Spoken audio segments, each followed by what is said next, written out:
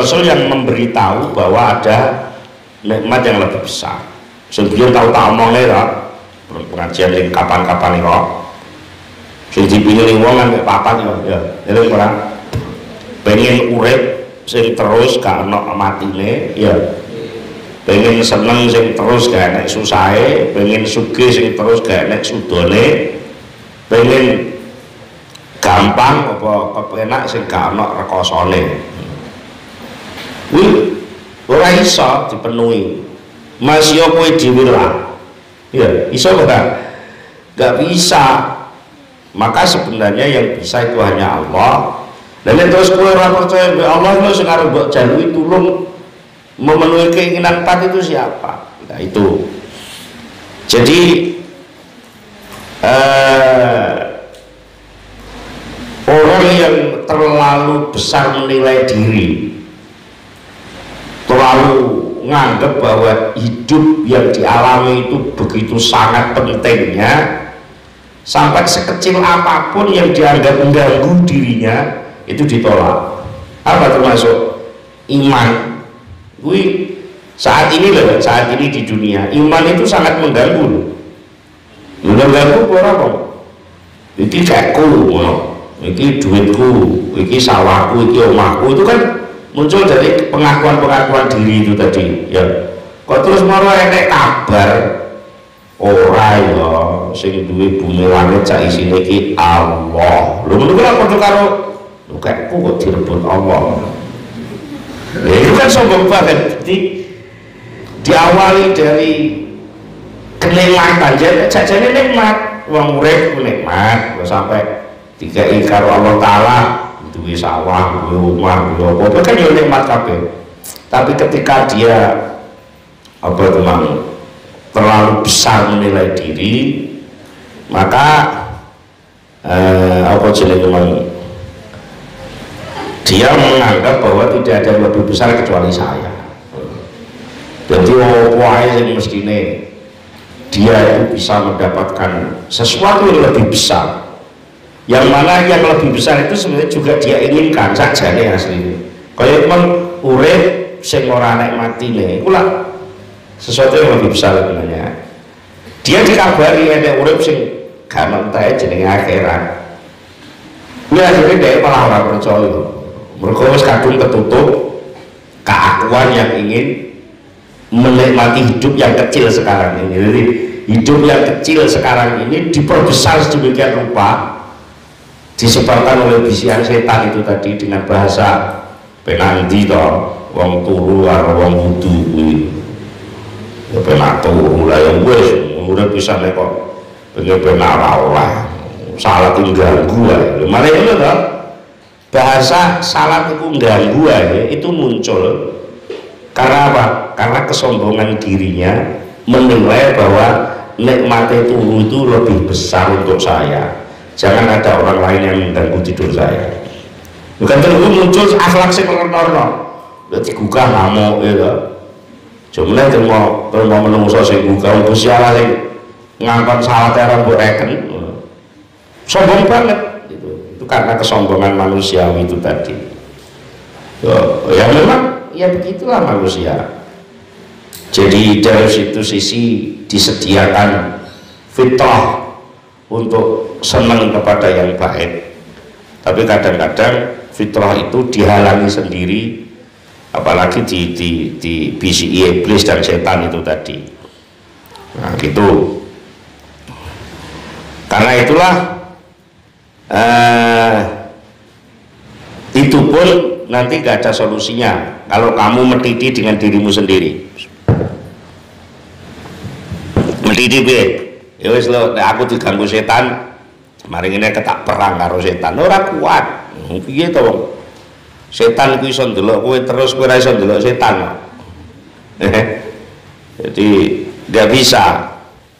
Karena itulah maka ada wasiat dari Allah. Wa imma yanzaghannaka minasyaiton nazghun fasta'id billah. Itu ayat dawuh Allah di surat Al-A'raf. Apabila kamu sedang menerima gangguan dari setan, sedang dibisiki oleh setan, maka senjata yang paling utama adalah balik dengan Allah. Fasta'idz billah, berlindunglah kepada Allah.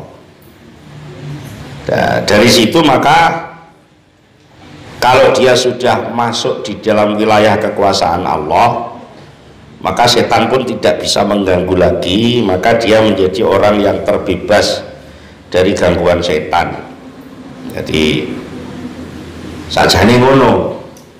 Mulane wudu kuwi dhisik dhewe sadurunge masuk wajah sing wajib.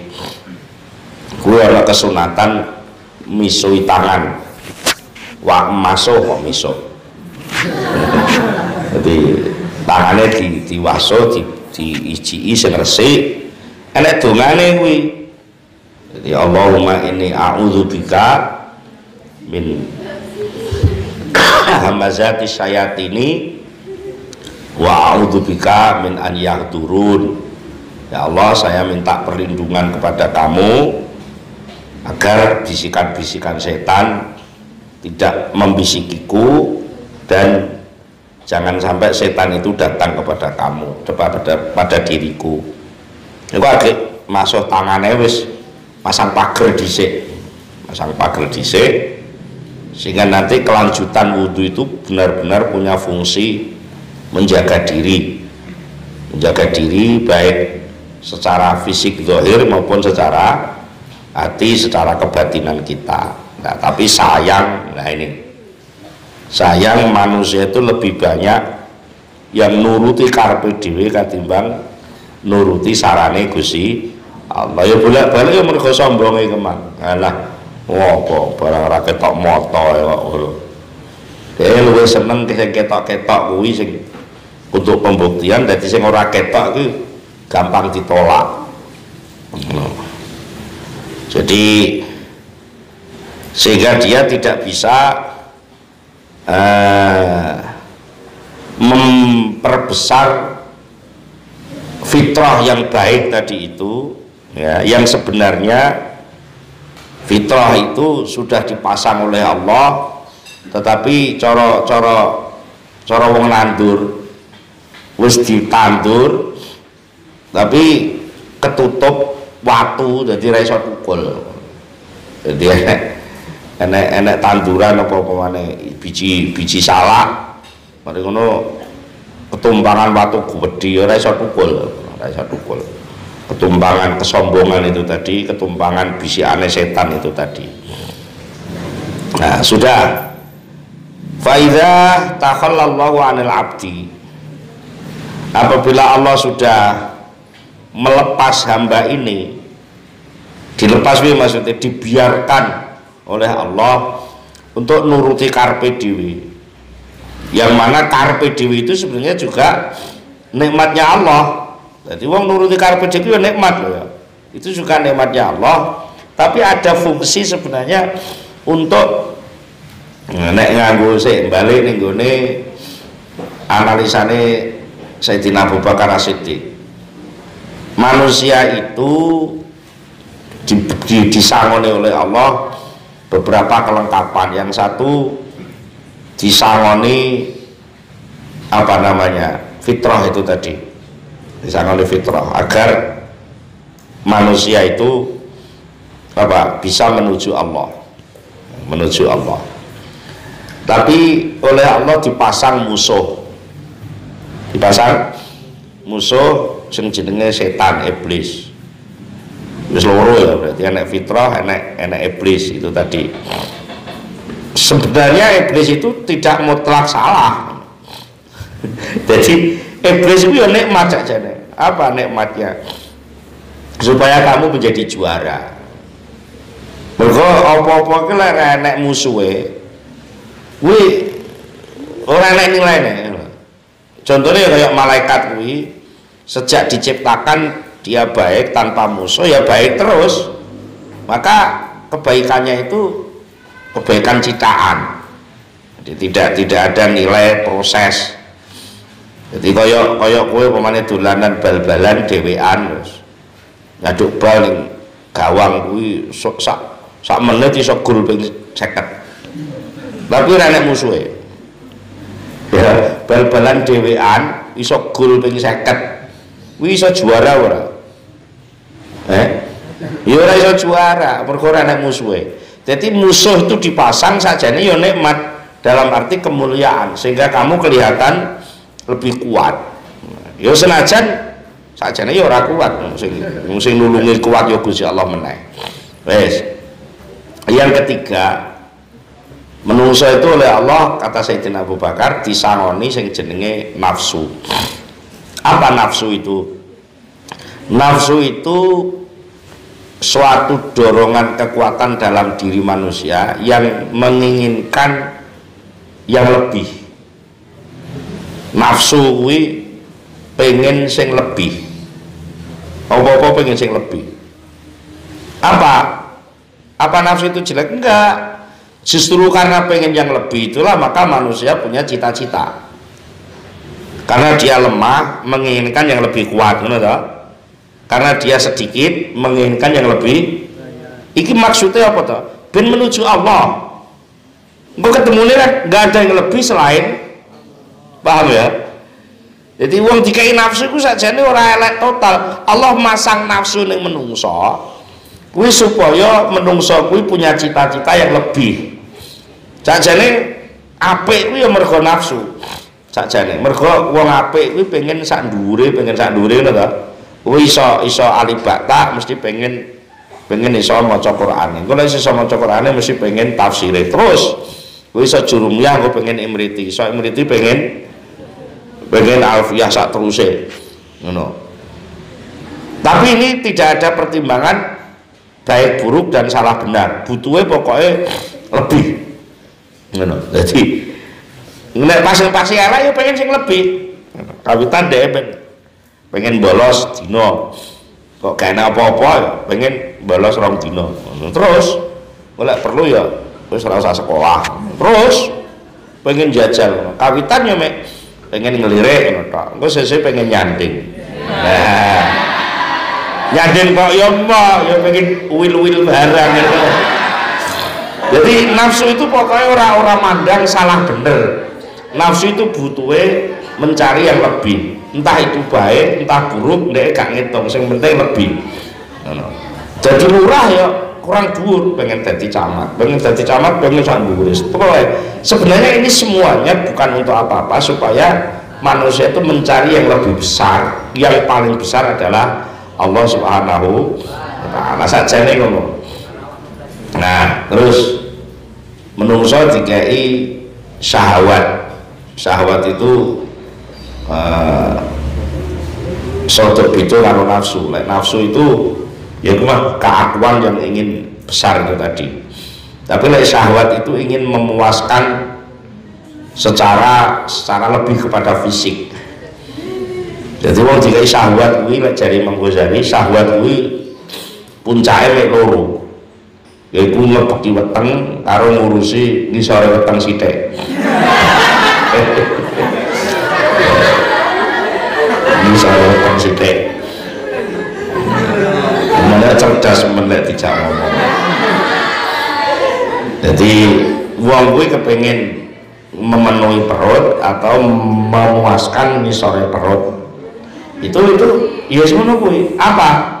Itu ada hikmah dari Allah. Sebenarnya ada tujuan yang mulia. Untuk apa? Satu, untuk menjaga fisiknya juga, pengen mangan, pengen iki. Minta lah upama wong ora dikai syahwat. Upama wong gak dikai syahwat lho. Kuwi berat. Tugas kiai abot. Piye? Kok dakwah orang mengajak sholat, orang mengajak golek ganjaran, tapi monggo derek-derek sami dahar. Menawi mboten dahar mengke pecah sampean mulai ngono barang. Wabot ya, jadi upama wong gak doyan mangan, geleme mangan nek dipaksa utawa dijak. Upama wong kuwi karo wong wedok ora syahwat, ya abot. Monggo derek-derek sami nikah. Mungkin nek mboten nikah mboten ada keturunan lho, ngono kabeh. Tapi bangsa wis dikai syahwat itu rasa didakwahi wis golek dhewe-dhewe. Angger lesu yo golek mangan, angger wis dewasa yo sing lanang golek wedokan, wedoke ngenteni lanangan ngono wis. Loh iya memang itu fungsinya. Seandainya tidak ada syahwat itu, maka orang sulit untuk menjaga fisiknya dari kerusakan. Juga orang tidak akan sulit mendapatkan kelanjutan keturunan untuk melanjutkan kehidupannya. Jadi syahwat itu pun ada fungsi, fitrah ada fungsi sebagai bentuk pengenalan kedekatan pada Allah. Setan, iblis, musuh ada fungsi supaya manusia kelihatan menang. Kemudian nafsu ada fungsi supaya manusia mencari yang lebih besar, yaitu Allah. Syahwat ada fungsi untuk menjaga kesehatan fisiknya dan kelangsungan keturunannya. Bismillah. Fitrah, iblis, nafsu, syahwat. Terus yang nomor 5 rogo. Berarti rogo ya. Rogo jasad. Jasad ini sebagai panggungnya. Kowe duwe syahwat gede kaya apa? Ya. Nek ora enek jasate sing mbok nggo melampiaskan apa jasad. Kowe pinter. Tapi ora enek awake. Kuwi sing arep ketok pinter sapa? Nah, maka jasad ini menjadi sebuah kelengkapan, katakanlah bahasa ini untuk penampilan hidup. Urip kuwi hampir tidak bisa disebut hidup ning dunya lho lek ora enek jasate.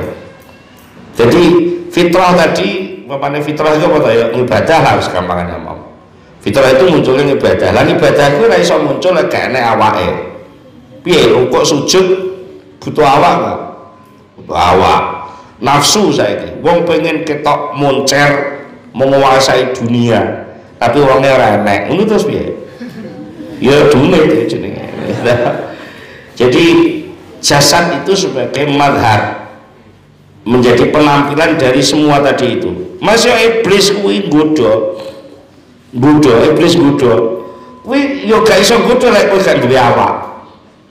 Jadi ternyata mulai yang 5 tadi fitrah, iblis, nafsu, syahwat, terus jasad ya. Jasad itu butuh 5 ini, butuh sing nomor 5. Papat butuh 5, sing nomor 5. Dan semuanya ini pun tidak akan sempurna. Orang enek sing jenenge bondo. Arep ibadah nutup aurat butuh bondo ya. Jasa-jasa tok ora enek klambine. Ya untal-until ngono ya. Nah, jadi orang hebat pengen jadi pejabat ya butuh bondo. Ya, wong pengen nuruti syahwat, pengen mangan ya butuh bondo. Wong pengen nikah ya kudu enek mas kawin butuh bondo. Untuk penampilan semuanya butuh bondo. Maka yang keenam, Allah menyediakan sing jenenge rezeki. Nah, itu fungsi rezeki itu adalah untuk melengkapi seluruhnya tadi itu sebagai bensinnya, jasad sebagai kendaraannya, kemudian yang 4 tadi sebagai penumpangnya, ya, sebagai penumpangnya. Tetapi, nah ini godaannya tadi itu, keenam-enamnya tadi itu semuanya nikmat dari Allah. Ya wes, dia mulai ada fungsi nikmat, tetapi yang mbolo Allah, mbolo menungso itu mek sitok, fitrah itu saja. Sing mbolo menungso tenan kuwi mek sitok, fitrah itu saja. Sing 5 kuwi tibake katut provokasine iblis. Iblis sekongkol karo nafsu. Nafsu mau lah ngajak sing luwih gedhe lho lah. Maka terus nafsu didorong-dorong untuk menyombongkan diri, sehingga termasuk iku mau kowe lak butuh enak sing suwe to. Turu kok 2 jam. Turu kuwi sing suwe. Turu lek diganggu iki ya muring-muring apa nah itu nafsu diperbesar, dibisiki karo iblis. Terus syahwat yo dibisiki nek karo iblis. Ngono. Dibisiki piye? Urip sepisan ae pengen seneng-seneng ora oleh. Mangan iku penting ya. Ngeloni wong itu ya penting ya. Ibadah apa ngono. Dadi akhirnya nafsu melok iblis, syahwat melok Iblis ya ora jasad. Ini jasad ya ora iblis. Mereka jasad ini tinggal penampilan semuanya tadi itu. Nah terus bondo itu jadi panggungnya iblis. Terus iblis itu jadi bondo itu ini ada digambar petane. Fitrah itu lungkulon, fitrah itu lungkulon, bondo itu nguri dewe ning etan. Nguri dewe ning etan. Nah terus iblis kuwi iso kliter-kliter nyegati wong ben gak ngulon. Paham ya? Nanti ini yang waduk ning ngetan ya. Ngetan. Fitrah itu ngulon. Terus mari ngono iblis kuwi nyegati kok kulon. Nek gak iso nyegat iblis ora putus asa. Nek dicegat ora kena dienggone. Ya wis terus ora apa-apa tapi ngorono. Ngono dadi dienggone. Sampai arep mati sik arep dienggone. Nek iso wong aja muni la ilaha illallah, dipedhot setengah ae. La ilaha ngono tok ae. Ora apa-apa. Dadi iblis ora tau putus asa. Mulane musuh iblis abot banget ora ditulungi apa. Nah terus sisih kanan ono ya lek madhep mulon. Sisih kanan ono nafsu, sisih kiri ono syahwat. Iya. Sisih kiri ono syahwat. Mari ngono kabeh iki numpang ning jerone jasad. Iya. Nah terus sing etan iku mau apa jenenge? Bondo. Kuwi pom bensine ning kono. Nah, iblis terus pidato ning kono. Pidato ning dhuwur mimbar sing jenenge bondo kuwi. Dhewe pidato ning ngene. Derek-derek para-para sing enten sing niki nafsu sak panunggalane niki monggo nglumpuhaken bondo sak kathah-kathahe. Ngono pidato ning mergi jenengan nek butuh mulya niku kedah duwe bondo. Duwe bondo. Dia enten kabare, ngono bahasane apik banget. Enten kabare nek niku enten kenikmatan sing jenenge swarga sama. Tapi niku mboten kangge sakniki. Niku benjing kangge lepon bar pecah. Lah mongko dhisik pundi pecah kalih urip niku? Jawabane piye mesti? Sing dipidatoni jawabe piye? Lho dhisik urip lah mula niku sing dhisik didhisikno, sing guri dikerekno mawon. Ngono ngene ngono kuwi. Akhire wong iki sing asale wis madhep ngulon. Mergo nek iblis pidato ning etan iku terus do madhep ning ndi? Madhep etan akhire sing kulon ora direkenno. Lan wong iki anggere wis madhep ning bondo, ning toko, ning sawah. Iku ning bondo kabeh. Kuwi krungu azan ra krungu. Mergo iblis pidato ning kono.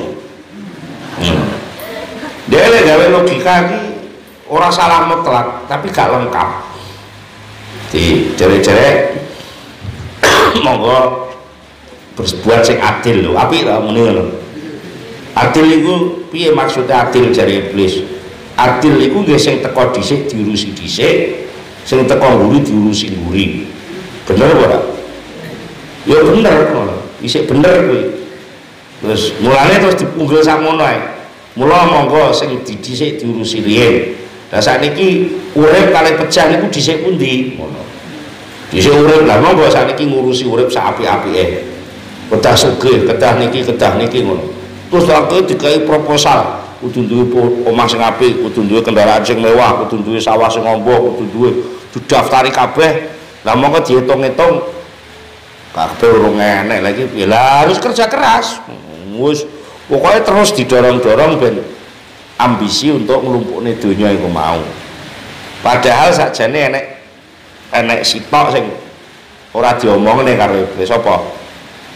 Dhisik didhisikno, ngguri dinggurekno. Golek nilainya padha memang bener. Kowe saiki tak kai dhuwit 1 juta. Sesuk ya tak kai dhuwit 1 juta. Milih tak kai saiki apa sesuk? Ya saiki wong padha 1 jutane ngono lho. Tapi muni nek tak onekno ngene, nek kowe njaluk saiki tak kai 1 juta. Tapi kalau sabar ngenteni sesuk tak kai 5 juta. Milih ndi? Ya waras kuwi nek wis ngono. Semua orang dagang sebenarnya sama logikanya. Wong dagang mesti milih guri, ya lah, payu guri tapi badine akeh, ngono ta. Gelem, wis tak tuku saiki Mas, kenceng saiki. Kenceng saiki, tapi mek tak tuku 1 juta. Tapi lek sampean gelem sesuk payune tak tuku 2 juta. Kira-kira milih ndi? Lah, kuwi sakjane ngono. Jadi ukuran didhisikno guri digurikno. Kuwi lek nilaine padha. Nek saiki ya 1 juta, sesuk ya 1 juta, ngono. Milih saiki apa sesuk? Ya saiki mergo padha nilaine. Tapi lek nilaine gak padha, luwih akeh sesuk. Ya alung sesuk. Jadi saiki tak kei 1 juta, tapi lek kowe sabar ngempet saiki ora salah 1 juta lah. Sesuk tak kei 5 juta, mesti milih sing sesuk. Maka Allah ki lek maringi ora trimo ngono. Elek sing sampai 700 barang. Kowe saiki sedekah kelangan 1000. Tapi lek mbok tampa sampeyan ning akhirat tak kai 700.000. Milih ndi kowe? Ngono 1000 dadi 700.000. Mek muni la ilaha illallah ngono tok, merosok dikeki swarga. Lho ngono kan yo gak penting la ilaha illallah ora ana apa-apane. Wong kanggo pembuktian. Apa buktine? Lah aku ning warung muni la ilaha illallah ya ora gelem warunge. Wene kowe ning warung wis entek 2 piring. Pinten Bu ngono. 100.000 Mas. Pun kula ka la ilaha illallah mawon gelem ora warung. Ya ora gelem lha iku mulane la ilaha illallah kuwi ora payu ngono. Tapi lek dhuwit 10.000 akhirnya kowe golek sing la ilaha illallah golek sing 10.000. Nah itu loh bujukane setan ning kono. Jadi kebodohan-kebodohan itu sebenarnya diawali dari nikmat juga dari Allah, tapi salah cara mensikapi kenikmatan itu sendiri. Akhirnya muncul sifat istikbar. Istikbar itu orang yang sekedar takabur lah, ngaku-ngaku gede. Ini orang istikbar, golek sing gede, berusaha untuk menjadi besar. Maka sing jenenge gede kuwi kudu ora nek sing menaklukkan, ngono lho.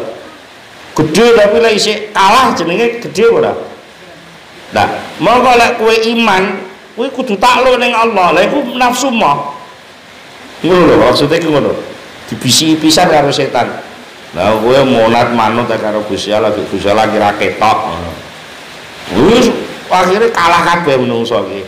Lek ora oleh pitulungane Gusti Allah. Maka isti'azah, minta perlindungan kepada Allah dengan a'udzu, dengan a'udzubillah, dengan a'udzu birabbil falaq dan seterusnya, itu menjadi langkah yang terpenting agar kita selalu bisa mendekat, selalu mendapatkan perlindungan sekaligus penambahan kenikmatan yang besar dari Allah Subhanahu wa taala.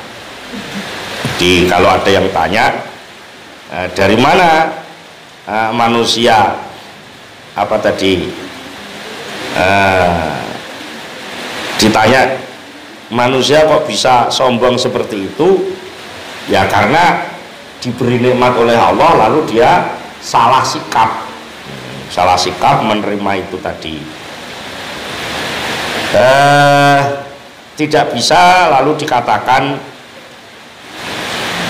walakin Allah waladzi salatu syaitana alaihi. Ada sing areng ngeyelne to, pancen wong iku sok ngeyel ngono kuwi. Tetapi setan niku kan diparingi kekuatan kali Allah iso ganggu menungso. Iya. Iku setan dhewe kan dia njaluk izin iku Gusti Allah. Bi izzatika la ughyan lahum ajmain. Kula ngampil sifat izah panjenengan. Anak putune Adam niku ajeng kula sasaraken. Gusti Allah ngiyani ya sasarno kono. Tapi sing ikhlas-ikhlas gak iso. Maka memang begitulah orang bertanya seperti itu. Mereka apa? Sebenarnya rekodayane setan itu sangat kecil. Nah ya, rekodayane setan itu sangat kecil. Ora usah mbok tandingi ya jane. Piye? Ora usah ditandingi. ora usah direken ngono. Angger setan ora mbok reken wis kalah dhewe deh. Mbok tandingi, wah ya kalah debat kowe. Ya kalah debat kowe karo setan. Setane pinter ora karuan. Ene wong alim iku apa nganggep lek setan iku dilaknat. Iki setan ya iso bantah. Sik Mas, sampean ngarani aku dilaknat dasare apa? Kowe iku wong alim lho. Ning Qur'ane dawuh wa rahmati wasi'at kullasyai. Rahmatku Gusti Allah kuwi memuat segala sesuatu. Lah aku iki termasuk sesuatu apa ora? Ya iya, ya nek ngono aku diulasi Allah. Ngono dadi kowe to wis nek kowe bantah-bantah karo iblis, karo setan mesti kalah. Tapi anggere ora mbok reken ngono dhewe sing gak manggon. Lah piye bisane kowe gak ngreken setan? Ya ngrekenno sing gawe setan. Lha bener kan? Piye bisane gak ngreken setan? Ya ngrekenna karo sing gawe setan. Wis gak ana artine. Nah itu. Sehingga kalau toh apa nanti katakanlah kamu dibuat kalah oleh Allah karena kamu bersandar pada Allah, mesti ada jalan dari Allah untuk menyelamatkan diri. Mesti ada, nggak ada Allah membiarkan orang yang minta tolong itu nggak mungkin. Sekecil apapun kenalanmu dengan Allah, pasti Allah akan mengulurkan kasih sayangnya. Nah, disinilah maka dari apa tadi munajat yang kita pelajari tadi, ilahi in dhaharatil mahasinu minni fa bi fadlik walakal minnatu alayya wa in dhaharatil masawi minni fa bi adlik walakal hujjatu alayya. Ya Allah, kalau muncul kebaikan yang ada pada diriku itu semata-mata karena anugerahmu, dan lebih dari anugerah itu pun kamu menyiapkan anugerah yang lebih besar lagi. Lak pol-polan wis dikei nek gelem nekani pemberiannya itu mau menerima dengan baik, diberi pemberian yang lebih besar lagi. Kowe diparingi sehat, karo Allah diperintah sholat, lalu sehatmu untuk sholat, maka Allah memberi yang lebih besar yang namanya pahala dan surga. Tapi sebaliknya, kalau kamu salah sikap dalam menerima anugerah, sehat itu anugerahnya Allah, lalu kamu menerimanya dengan menggunakan tuntunannya setan, tidak tuntunan Allah, maka Allah punya hak untuk mengadili kamu dan Allah punya alasan untuk menghukum kamu karena nyata-nyata kamu berbuat salah. Itulah yang harus kita perhatikan. Apa intinya? Wis ojo ning ndi bersandarlah kepada Allah Subhanahu wa taala. Ya itu saja. Al-Fatihah.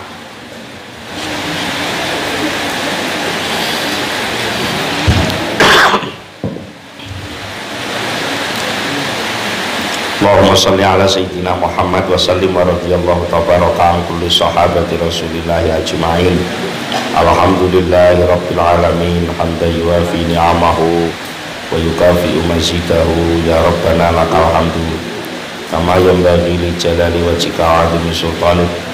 Allahumma sholli ala sayyidina Muhammad sholatan tunjina biha min jamil ahwali wal afat wa taqdilana biha jami'al hajat wa tutahhiruna biha min jami'i sayyi'at wa tarfa'una biha 'indaka 'ala darajat wa tuballighuna biha aqsal ghayat min jami'il khairati fil hayati wa ba'dal mamat. Allahumma tsabbit imanana wa nawwir qulubana wa sallimna fid dunya wal akhirah. Allahumma ya Ghani ya Hamid ya Muqti ya Mu'id ya Rahim ya Wadud amina bi halalika an haramik wa bi fadlika amman siwak wa bi ta'atika maksiatik bi rahmatika ya arhamar rahimin. Rabbana hab lana min azwajina wa dhurriyyatina qurrata a'yun waj'alna lil muttaqina imama. Allahumma ja'alna wa ahlana wa dhurriyyatana wa talamidana wa man hadara fi majlisina min ahli ilmi wa ahli khair wa la taj'alna wa iyyahum min ahli zaid wa walidain.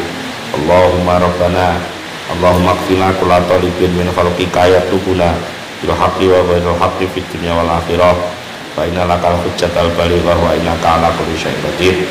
Allahumma arham ummat sayyidina Muhammadin sallallahu alaihi wasallam Allahumma ighfir li ummati sayyidina Muhammadin sallallahu alaihi wasallam. Allahumma aslih ummata sayyidina Muhammadin sallallahu alaihi wasallam. Allahumma farij an ummati sayyidina Muhammadin sallallahu alaihi wasallam. Rabbana atina fid dunya hasanah wa fil akhirati hasanah wa qina adzabannar.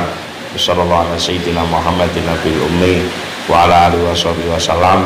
Subhana rabbika rabbil izzati amma yasifun wa salamun alal mursalin walhamdulillahi rabbil alamin. Al-Fatihah. Akhirul kalam. Wassalamualaikum warahmatullahi wabarakatuh.